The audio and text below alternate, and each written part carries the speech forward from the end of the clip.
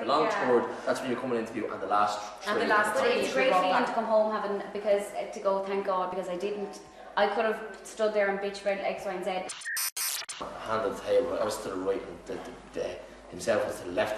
I was like this, looking today, and I was like, is he having an absolute laugh, like what he's saying about me? And then Bill says, he goes, Will, take your hand down from your face. And I was like that, sorry Bill, sorry. And I was so listening, right? And then out of pure habit, 3 minutes later, I'm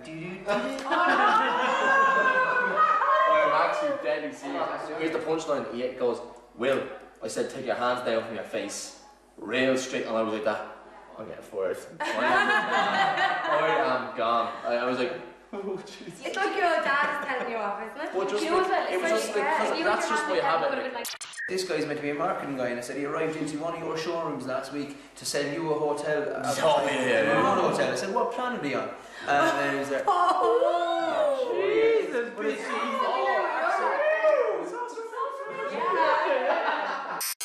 With his claws firmly back in, Jamie gives Caroline the inside scoop. I know, you have to stand your ground, but there's a line. There's a line, because if you step over that line, well then you're being rude. I think, because on the way home I was thinking of all the different combinations that he could bring into the boardroom, and I don't think that, I think he was gone. I don't think there was anyone that would have been fired before him.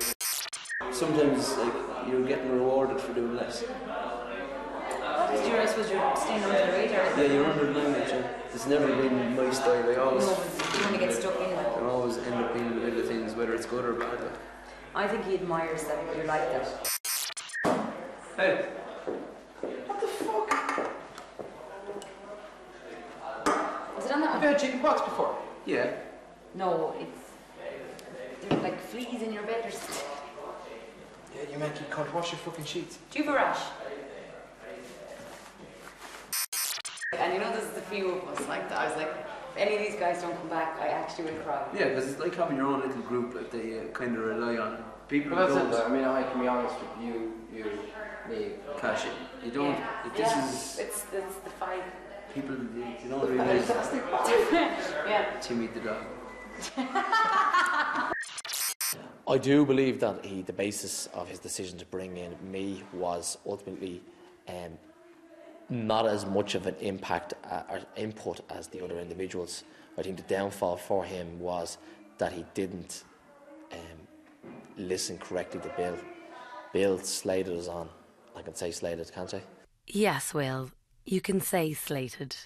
And he slated us on our menu, our ad, and our ad allocation, budget allocation, should I say. Because at that stage, it's unbelievable how much of a survival mode that you just automatically go into. But you could go into a defensive survival mode, and all of a sudden, a characteristic that you don't want seen might come out. Okay, I suppose the energy and the morale is obviously down immensely. You know, we were ecstatic. You know, the feeling of winning last week was undescribable. You know, it really was, because traditionally the guys always lose the first task, and really you lose the first three tasks to create history ultimately in The Apprentice, which we did. The guys won the first task. It was a great feeling, you know, like undescribable, I suppose, like, you know, in terms of The Apprentice, it was great. You know, we obviously got our reward and all that kind of stuff, but today, you know, it's obviously dejection. And I was amazed to kind of see that, you know, all of a sudden I'd gone from doing unbelievable, what I felt was not unbelievable work, but an unbelievable amount of work and actual very good analysis, to being right in the limelight for the reason that we lost. It was ridiculous, like. I do believe that people were genuine to see both of us back. I do believe that they, out of the three that were, obviously because the guys had came back and there was three missing, which is ourselves, I do believe that they did know that it was myself and Jamie coming back, based on being the successfulness of our input in the first task, and also our obviously from a personal side of things, the guys see here the likeability factor. Like, we're two likeable guys. From the guys' perspective in the house, they would have liked, like I would be a character in itself, and obviously Jamie would be within the house, and I'd say will be missed in that aspect from a personal point of view. So I do, in that sense, that think, you know. But like, I knew today when I got home how genuine people were. There's a group, and you'll be closer to some people than you will to others.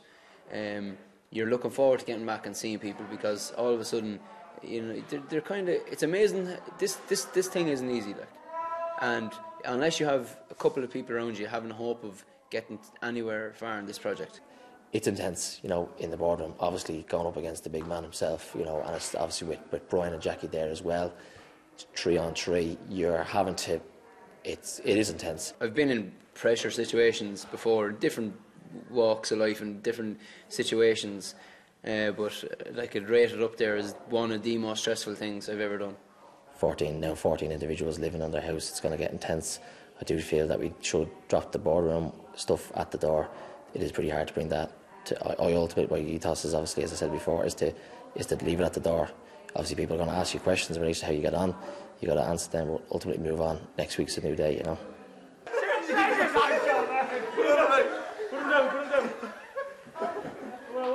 And so ends another episode of The Apprentice at Home.